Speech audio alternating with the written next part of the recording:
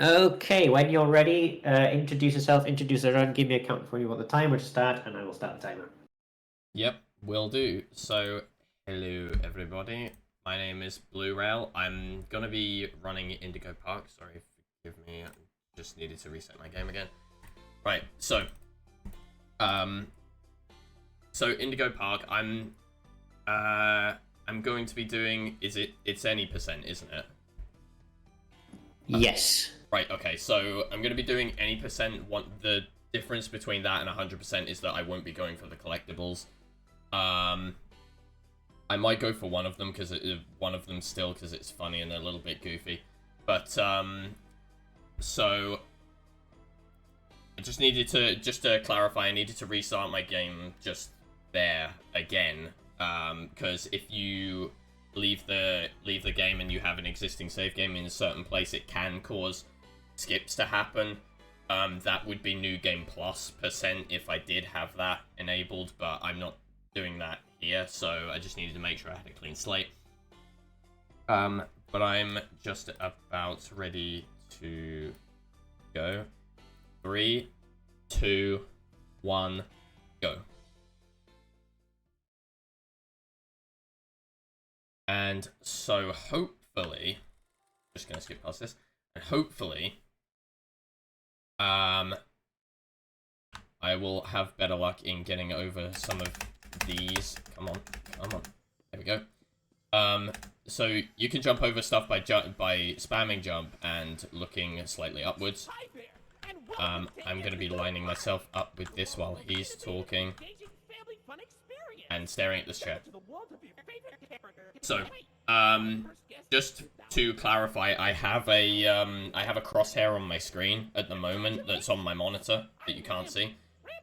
This is something that we're allowed to use because the community has decided on speedruns that it's allowed. But you can hold E to activate stuff. It says press E, but you can hold E and it will just repeatedly try and use as long as you're holding the key.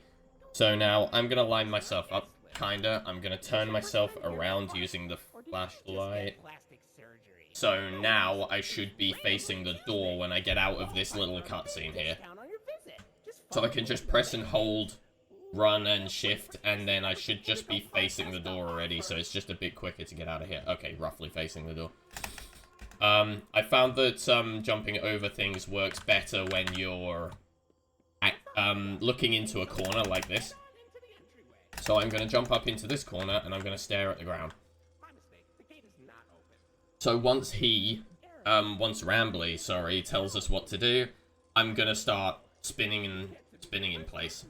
So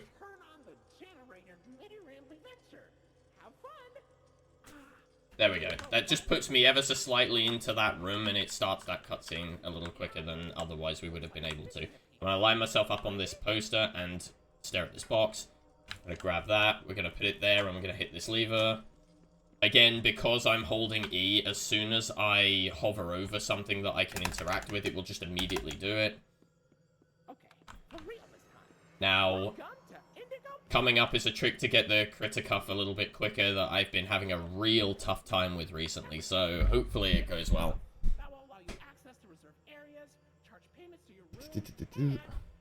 Come on, let me in. Right, okay, let's see. Oh, damn, I missed it. Come on.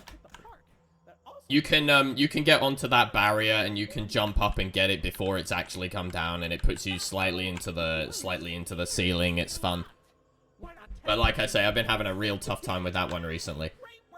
Let's hope that the other one that I was before having a little bit of a tough time with last time I ran this a couple of weekends ago. Let's hope that the other one goes well. So that's the first area. We're now in the next area. This area is really short. I'm just going to jump over this brick because it's caused me problems before. So while he's talking, when I was playing this initially, this was my first moment of I don't like the environment seems to be a bit creepy. Was him there because when I looked at that initially, it looked very much like it has very sharp teeth.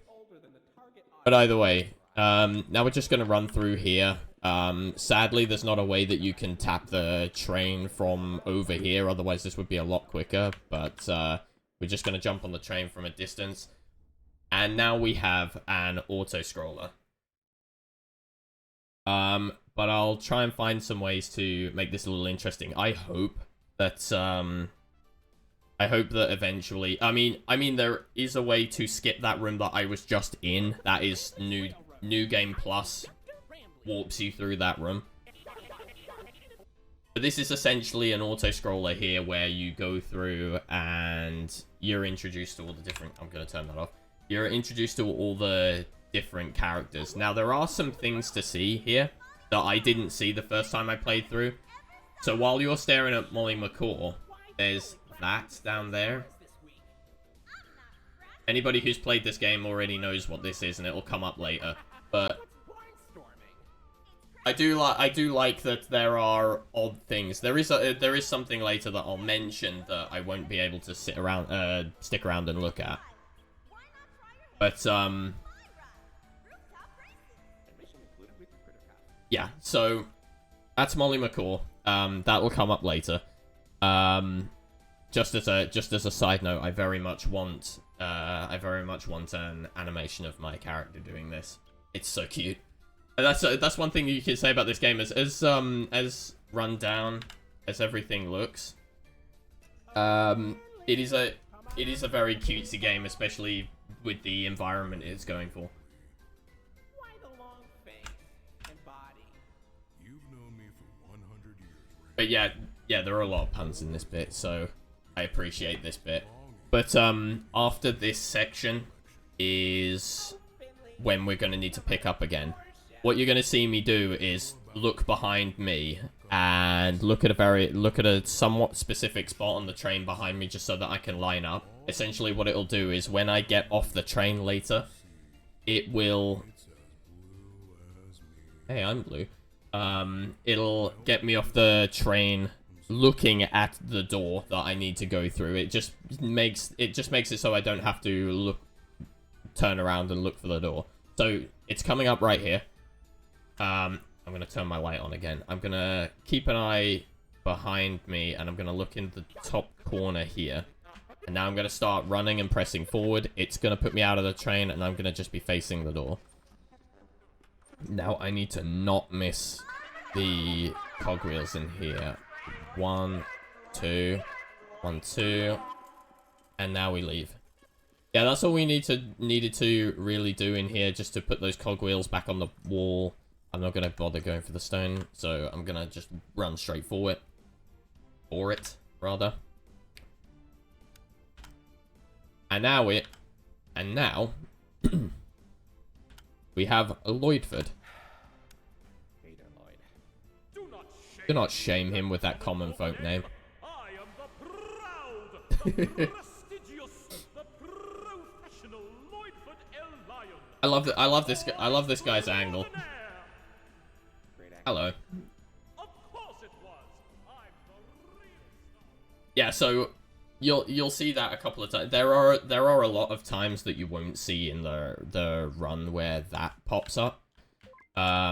You'll see what it is later. What do you think? Um, Right? Now you know all about my friends. and Lloyd. So where do you want to go?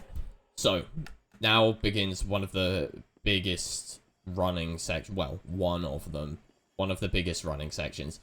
So, yeah, that thing I was pointing out that appeared a couple of times there, it does appear a lot more throughout playing this game, but if you're not looking for it and you're not paying attention properly, you'll miss a lot of it. I managed to go through, when I played this game initially, I managed to go through the entire game without once spotting it. which is pretty impressive, especially since it's right in front of you in those 2 times, but I think I was too distracted by the mascots to really look away from them. So this is one of the coming up in this next area is one of the tricks I've had the biggest trouble with in trying to learn to speedrun this game. I'm going to jump up here and here. Let's see if I get this. It'll be really impressive if I do. Oh, I think I did, but I bailed too early. Okay, fine. You can jump off the chairs and get onto the stage in one jump. If you jump late enough. Speaking of jumping late enough, let's hope this next trick behaves itself for me. Essentially, I'm skipping a cutscene by doing this next bit. So what we're going to do is we're going to jump up on these boxes. We're going to jump... Whoops. I'm going to fall off. We're going to jump up on these boxes. Come on. We're going to jump backwards onto this one. We're going to jump forwards onto that one. Jump backwards onto this pallet. Line ourselves up. Look kind of straight ahead. We're going to fall off the pallet. We're going to try again.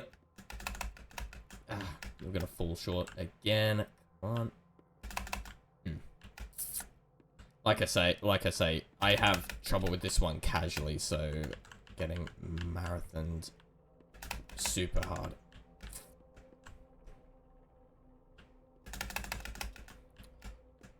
Oh, it's being really unkind to me right now. If this takes too long, I'll just take the cutscene just in the interest of saving time. Why is my lineup not working?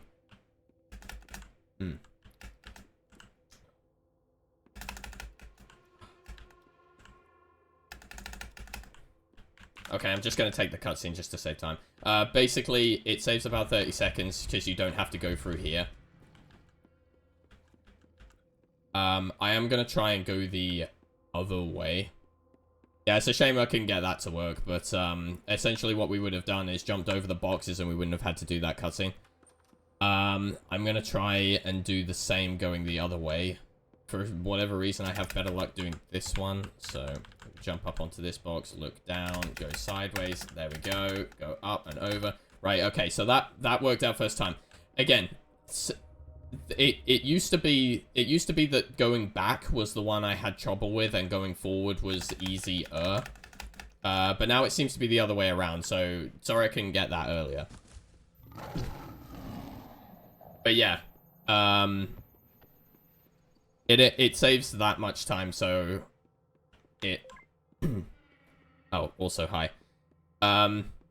What's supposed to happen with that one is you're supposed to hear a noise behind you, turn around and see it, and it goes away. But because we didn't look back, it's just there when you get here. So now more running, but this time we're only running half the distance. We're just having to go back to... Oh, it spawned me sideways again. Awesome.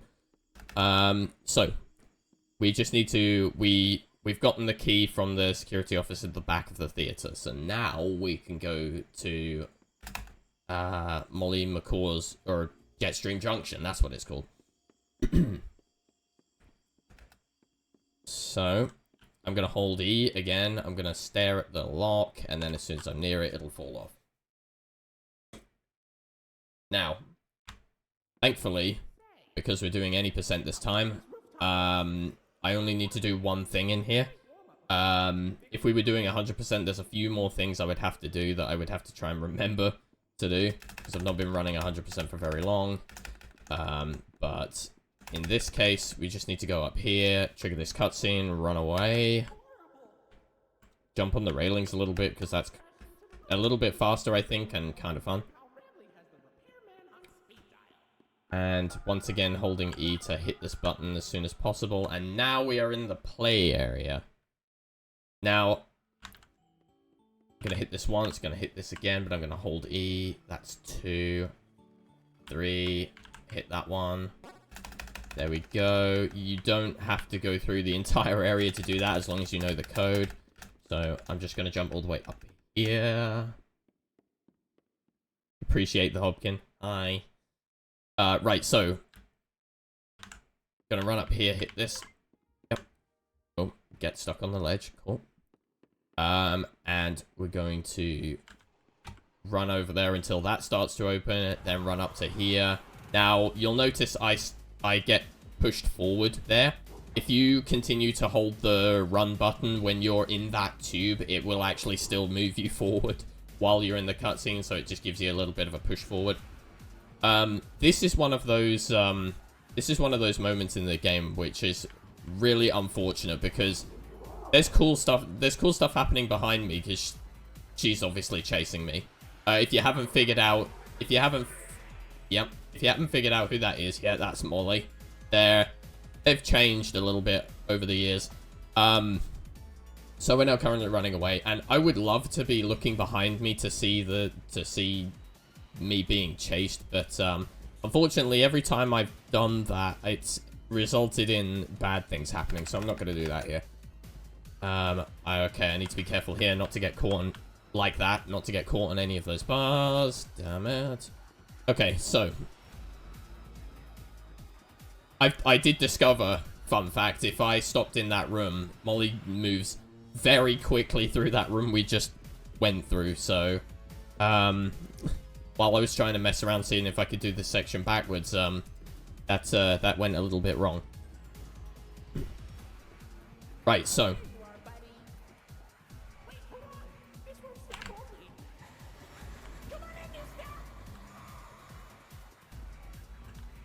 now I wouldn't do anything risky here, would I?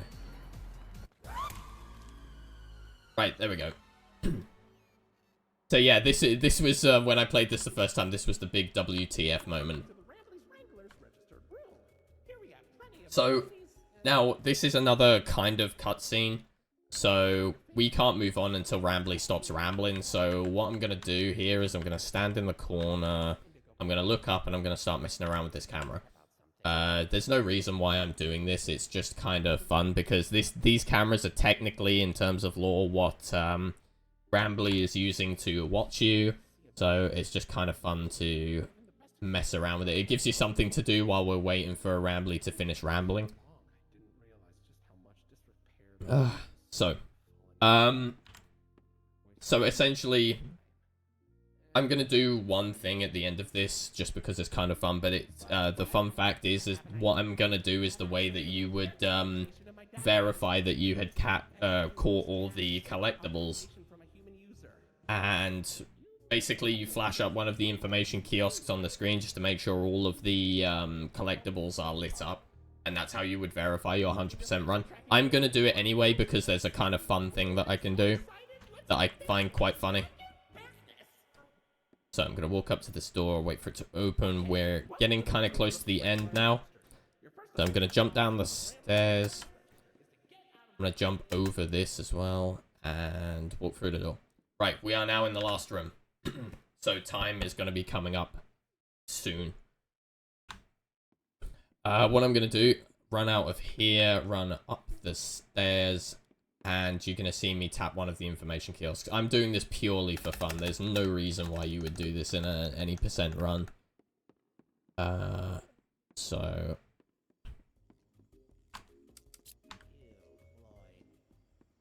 thank you.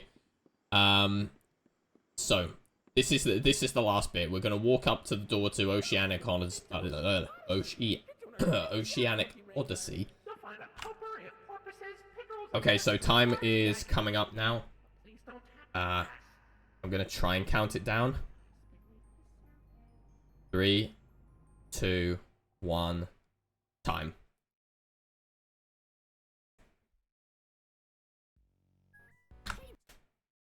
So the other thing that we would do when speedrunning this is that to verify that the time you press escape at the end and it shows you the game's timer.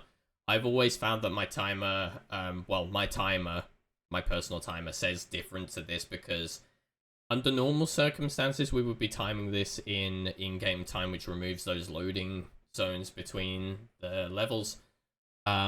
What time was it real time? And we'll see if it lines up with that clock.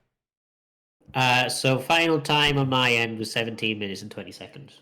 Okay. That's alright. I did have a lot of trouble with Lloyd skip. That's the first time actually that I've had to kill that skip. I don't know why my lineup wasn't working.